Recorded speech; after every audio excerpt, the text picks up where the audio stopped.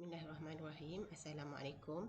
Hari ini kita akan belajar bagaimana mengira cukai pendapatan. Okey, kita cuba tengok carta alih berikut. Yang pertama, kita hitung cukai pendapatan bercukai. Yang kedua, kita akan hitung cukai pendapatan. Kemudian kita akan belajar mengenai riba cukai. Dan akhir sekali kita akan tahu cukai pendapatan yang perlu dibayar. Okey, apa itu pendapatan bercukai? Pendapatan bercukai, macam mana kita nak kira pendapatan bercukai? Cara dia ialah, pendapatan bercukai, cara dia ialah jumlah pendapatan tahunan tolak dengan pengecualian cukai, kemudian tolak pula dengan pelepasan cukai. Okey, apa itu pendapatan tahunan? Pendapatan tahunan ni ialah segala bentuk upah, gaji, bonus, dividen, faedah, sewa, royalty, premium dan lain-lain lagi.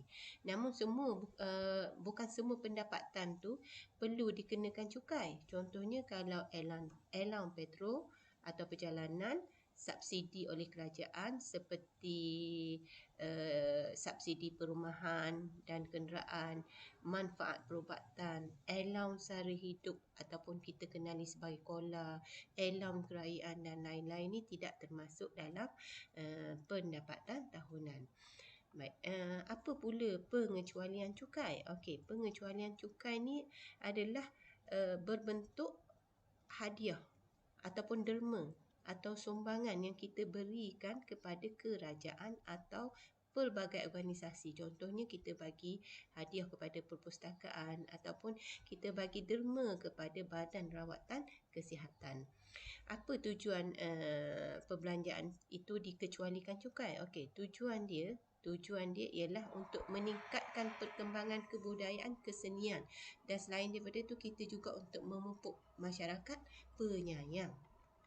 Baik, seterusnya, apa itu pelepasan cukai? Okey, pelepasan cukai merujuk kepada perbelanjaan bagi kepentingan persendirian atau ahli keluarga yang tidak dikenakan cukai pendapatan. Contohnya, kumpulan wang simpanan pekerja ataupun kita panggil sebagai KWSP, rawatan perubatan dan iuran pengajian.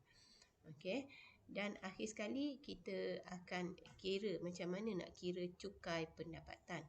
Baik, cukai pendapatan kita boleh kira merujuk berdasarkan jadual yang diberi di bawah, iaitu jadual kadar cukai pendapatan individu untuk tahun taksiran 2020. Seperti yang cikgu tunjuk ni, jadual ni ada ditunjukkan di dalam buku teks, jadi kita akan rujuk jadual ni untuk pengiraan cukai pendapatan. Baik, seterusnya kita nak tahu apa itu ribat cukai. Okey, ribat cukai ni diberi untuk mengurangkan cukai. Okey, untuk mengurangkan cukai.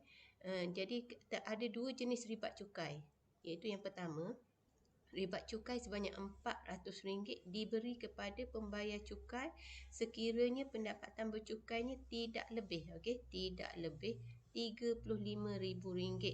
Ini tertakluk kepada perubahan semasa. Mungkin kerajaan akan ubah dari semasa ke semasa. Okey, yang kedua, jumlah bayaran zakat atau fitrah. Okey, bayaran zakat atau fitrah oleh warga negara yang beragama Islam akan mendapat ribat cukai. Okey, apa maksud zakat? Okey, zakat bererti bersih, suci atau berkat. Okey, zakat bermaksud mengeluarkan sebahagian harta untuk diagihkan kepada golongan tertentu seperti fakir miskin mengikut syarat-syarat tertentu.